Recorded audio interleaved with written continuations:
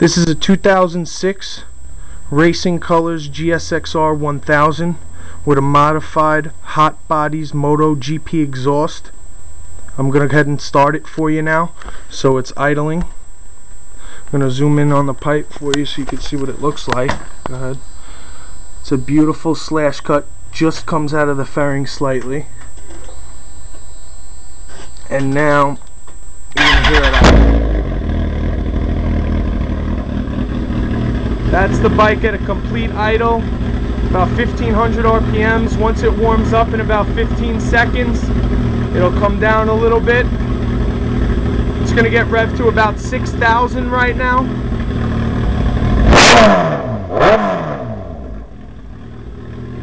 Back down to idle. We're going to go a little bit higher for you right about now.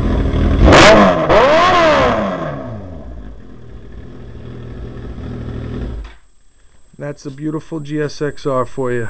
And that's Pop Dukes. All because of him. Say hello. Hey!